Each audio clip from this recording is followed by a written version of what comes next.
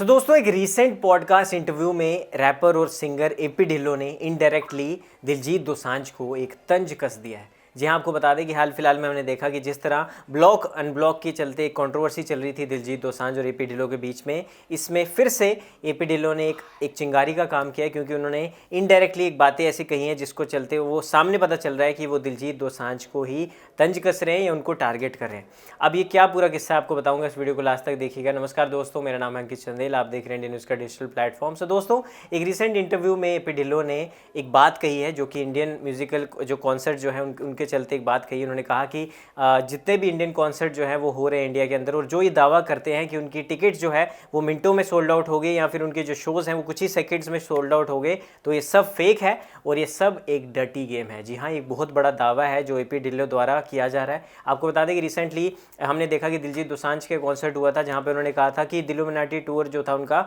उसमें जो टिकट थी वो 15 सेकंड में सोल्ड आउट हो गई, और जिसके चलते उनको दो शोज़ रखने पड़े दिल्ली एनसीआर शहर में। तो अब साफ पता चलता है कि एपी ढिल्लों किसके बारे में बात कर रहे हैं। हालांकि उन्होंने नाम नहीं लिया पॉडकास्ट में, बट इजीली नेटिजन्स जो हैं वो कह रहे हैं कि इनडायरेक्टली दिलजीत दोसांझ को एपी ढिल्लों जो है वो टारगेट कर रहे हैं। उन्होंने साथ ही और भी कई सारे बड़े खुलासे किए। उन्होंने कहा कि ये एक डर्टी गेम है जहाँ पर जितने भी दर्शक हैं, जितने भी फैंस हैं, जो एक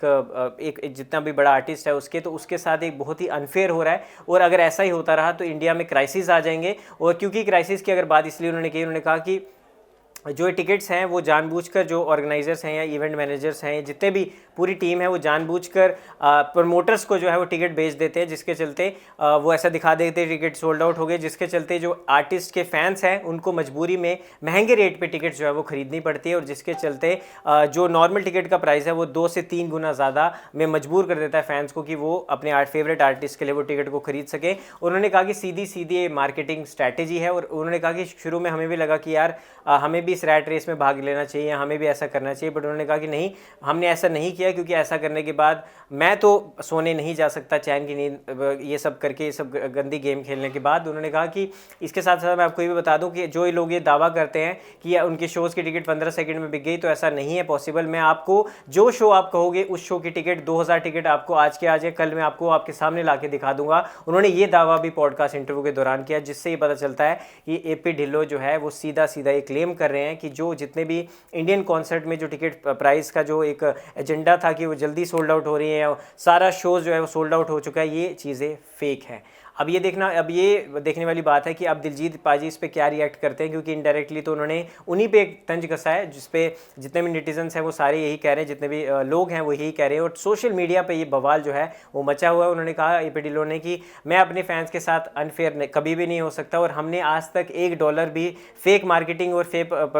पब्लिसिटी पे नहीं खर्चा है। उन्होंने भी कहा है कि कुछ आर्टिस्ट तो ऐसे होते हैं जो सिर्फ चमकने के लिए महीने के 50,000 रुपये देते हैं, ताकि वो ये दिखा सके कि हम हर जगह दिख रहे हैं। तो उन्होंने ये सारी चीज़ें क्लेम की हैं, और म्यूज़िक इंडस्ट्री के काफ़ी बड़े राज जो है वो खोले हैं। उन्होंने कहा कि अगर ऐसा ही चलता रहा तो इंडियन म्यूज़िक सीन को काफ़ी ज़्यादा ख़राब उसकी इमेज हो जाएगी, और साथ ही क्राइसिस जो है हमें आगे फर्दर देखने को मिलेंगे। अब आपका इस पूरे दावे पे क्या कहना है मैं ज़रूर बताएं, और आपको क्या लगता है कि एपी ढिल्लों ने ये बात एक दिलजीत पाजी के लिए कही है, दिलजीत दोसांझ के लिए कही है, नहीं कही है, ये भी हमें कमेंट सेक्शन में ज़रूर बताएं। और इस वीडियो में आपको क्या कुछ आपका जो इस मुद्दे पर क्या कहना है ये भी हमें कमेंट सेक्शन में ज़रूर बताएं। फिलहाल दोस्तों इस वीडियो में इतना ही, मिलूँगा आपके साथ एक और वीडियो के साथ, तब तक के लिए मुझे दीजिए इजाज़त। धन्यवाद।